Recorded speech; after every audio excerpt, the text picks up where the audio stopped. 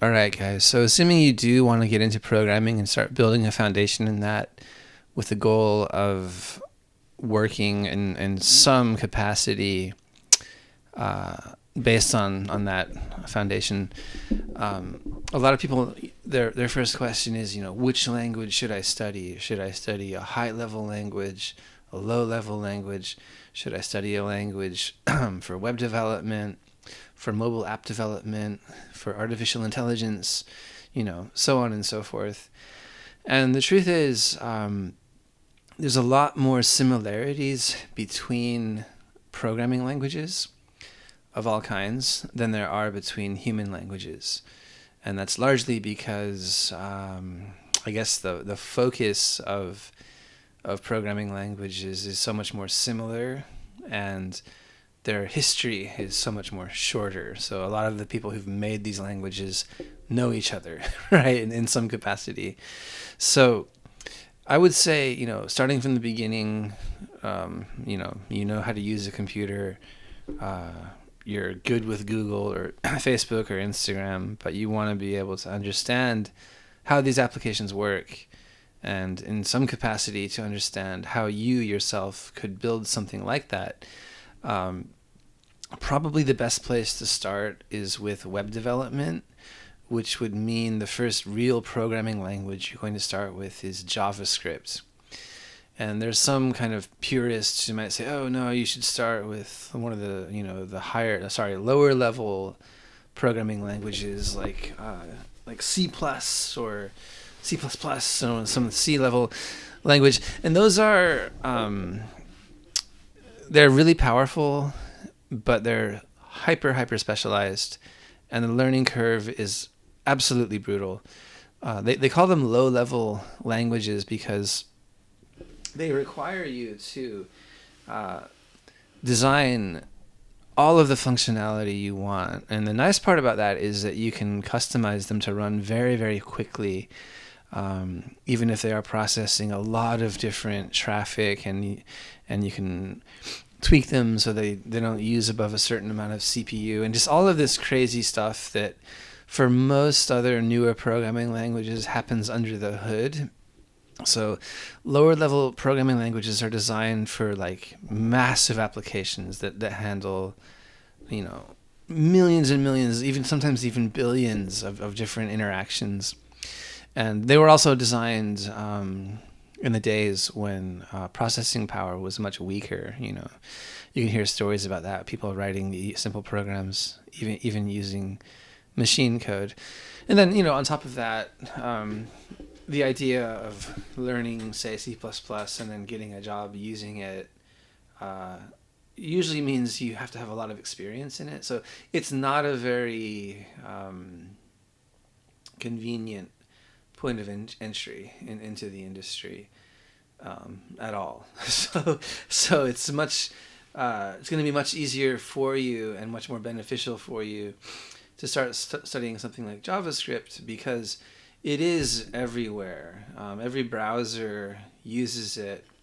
There's a massive community for it, and it will teach you the principles of programming, different data structures, how functions work, how programming logic works, in a way that's a bit more accessible, because JavaScript runs in the browser.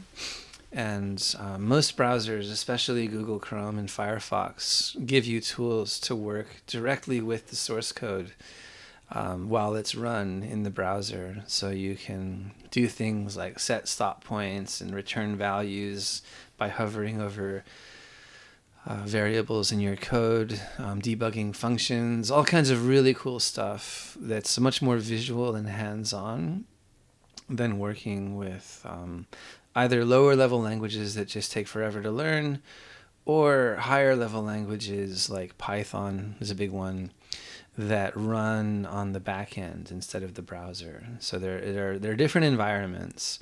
But if you can get a familiarity with JavaScript, which is considered a fairly easy language, although a very weird one, because it doesn't follow some of the stricter kind of type binding and practices of other programming languages. Well, TypeScript does, and also it runs. It's compiled at runtime, so it can be a little bit slower than other languages. But for the purposes of learning, and even for getting a job, JavaScript is really nice because it runs in the browser. There's a massive community for it. It's fun to learn. Console.log is your best friend, and now with the more popular library React, it's kind of revolutionized JavaScript, but that's a bit more technical than I'll go into in this video. But if you have a proficiency in React, you are very valuable as a front-end developer, and that's a definite whatever the opposite of a red flag is. It'll definitely make you pop up if you can build applications in React and build them well and explain how they work. But for that, you need a foundation in JavaScript. So back in the day, in the 80s and 90s, it was very common for programmers to work almost exclusively on the back end. Things like banking applications, right? So how did banks track all the interactions and deposits and withdrawals and whatnot? And so programming in those days was a slightly different art. It took a lot more, I would say a lot more visualization skill and kind of an intuitive understanding of how the code is working. These days, with being able to run code in the browser, it's much more visual and hands-on. And so that can help you kind of build those kind of weird hardcore programmer skills that, back in the 60s and 70s, people could write code and they would actually have to remember it as they wrote it into the computer, because there was no real way in those days to see it. I mean, it was a very, very different world. And before that, way back in the day, they would use punch cards to write programs. And so they had almost a more intuitive, or you could say kind of almost like a subconscious interface with whatever they were writing. But today, with so many amazing what they call IDEs, integrated development environment. VS Code is a big one. Visual Studio. Atom's also sworn by, but when I tried running it, it was actually broken, and I literally couldn't type a single character, so I never got into it. But my point is, there are so many resources out there to help you learn today that weren't around even 10, 15 years ago. It's only gotten easier to learn, and the community of people who care about it and want to help people learn has only gotten bigger. And so you can do yourself a really big favor by just starting with what's considered easy, but what is also very accessible and very popular and still in massive use. And from there, once you're familiar with something like JavaScript, the principles of how functions work, or what an array is, or what an object is, or a variable, are the same. So basically in programming, people will disagree with this, but there's what's called class-based programming and then what's called functional programming. And if you can get familiar with those two kind of paradigms, and then I don't want to get too technical, but my point is that studying JavaScript will, as your first language at least, will pay much, much higher dividends for you down the road when you get into more kind of back-end, more complex class-based and what they call strongly typed languages, because the concepts won't be so difficult to integrate, and you won't be trying to integrate everything at once. You'll be integrating, say, 3 or 4 new concepts on top of the, say, I don't know, off the top of my head, 10 or 12 concepts you learned in JavaScript. And so the principles of JavaScript still apply to lower level languages or strongly typed languages or class-based languages for the most part. And so the new elements in those more complex languages will be easier for you to integrate, right? It's kind of similar to studying Japanese, where if you start with the hiragana and katakana, you kind of feel like a kid, like, oh, really? Like, I have to start with this? Sorry, I just checked work computer. And that's what I started with when I was 25. my father-in-law asked my wife to take me to the 100 yen shop, and I got, I think it was 3 coloring books, not kidding at all. Hiragana, katakana. No, actually, it was just hiragana coloring books. I think maybe one was katakana. Anyways, and took them home, and we sat together at the coffee table, and it's like, what's this? Ah, right, the ah symbol. Okay, ah, e, o, and so some of it was like really humiliating, like God. I looked at the book and it said like Nisai Ijo or something like that, like for 2-year-olds, and I just felt like this is gonna suck. I'm never gonna learn this.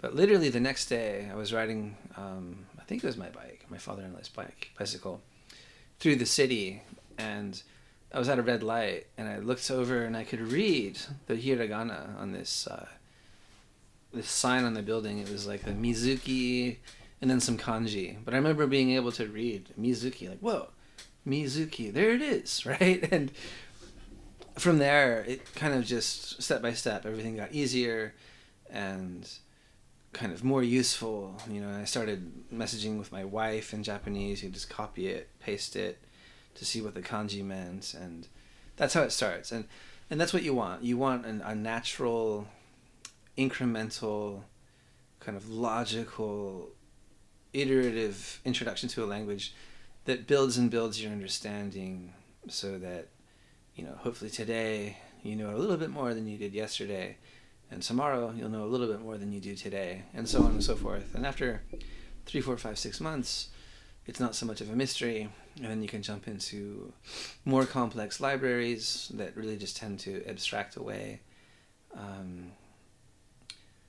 what would be a lot of extra code, and then more complex languages, more complex applications, and just keep it simmering like that.